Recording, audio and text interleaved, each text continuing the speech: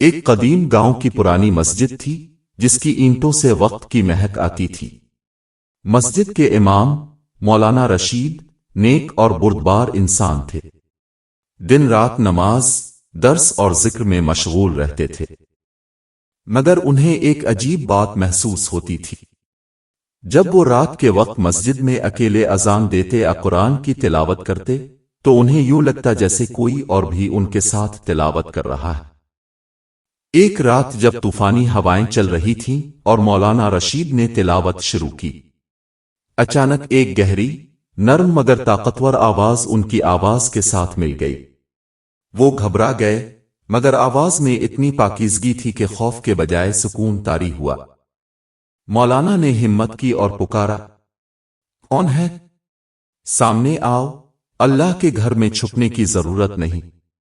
پردے کے پیچھے سے ایک بلند قامت، روشنی سے بھرا وجود سامنے آیا۔ اس کی آنکھوں میں نور اور چہرے پر نرمی تھی۔ اس نے آہستہ کہا، میں اس مسجد کا جن ہوں، سالوں سے یہاں عبادت کر رہا ہوں، مگر آج پہلی بار اپنے میرا دل یوں چھوا کہ مجھے ظاہر ہونا پڑا۔ مولانا رشید نے دل ہی دل میں شکر ادا کیا اور پوچھا، اگر تم نیک ہو تو چھپتے کیوں ہو؟ جن نے جواب دیا، لوگوں میں خوف ہے، وہ جن کو صرف شیطان سمجھتے ہیں۔ میں نے اللہ سے عہد کیا کہ بس خاموشی سے عبادت کروں، لیکن اب وقت آ گیا ہے کہ تمہیں ایک راز بتاؤں۔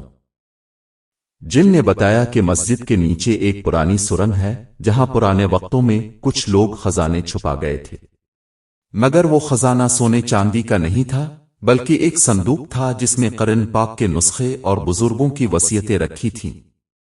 اس نے کہا، یہ وصیتیں بتاتی ہیں کہ یہ گاؤں کیسے آباد رہا اور کیسے ایمان پر قائم رہا، لیکن کچھ برے لوگ اس راز کو جاننے لگے ہیں اور وہ اسے تباہ کرنا چاہتے ہیں۔ مولانا رشید کے دل میں خوف اور ذمہ داری دونوں پیدا ہوئے۔ وہ سمجھے کہ یہ اللہ کی طرف سے امانت ہے۔ جن نے کہا، مولانا، کل رات کچھ لوگ آئیں گے، وہ سرنگ کو کھودنے کی کوشش کریں گے۔ میرا وجود انہیں روک نہیں سکتا کیونکہ اللہ نے مجھے اجازت نہیں دی، مگر آپ انسان ہیں، آپ کے فیصلے پر گاؤں کا مستقبل ٹکا ہے۔ اگلی رات واقعی چند لالچی لوگ مسجد کے قریب آئے۔ وہ اندھیرے میں کدالیں اور بیلچے لے کر سرنگ کھودنے لگے۔ مولانا نے اذان کی آواز بلند کی۔ حیرت انگیز طور پر ساری مسجد روشنی سے جگمگا اٹھی اور وہ نیک جن ان چوروں کے سامنے نمودار ہو گیا۔ چور خوف سے کانپنے لگے، مگر جن نے بس یہ کہا، یہ اللہ کا گھر ہے، یہاں صرف عبادت ہو سکتی ہے، چوری نہیں۔ مولانا نے آگے بڑھ کر کہا، جو اللہ کے کلام کو چھونے کی نیت میں بھی خیانت کرے، اس کا انجام دنیا اور آخرت دونوں میں برا ہوتا ہے۔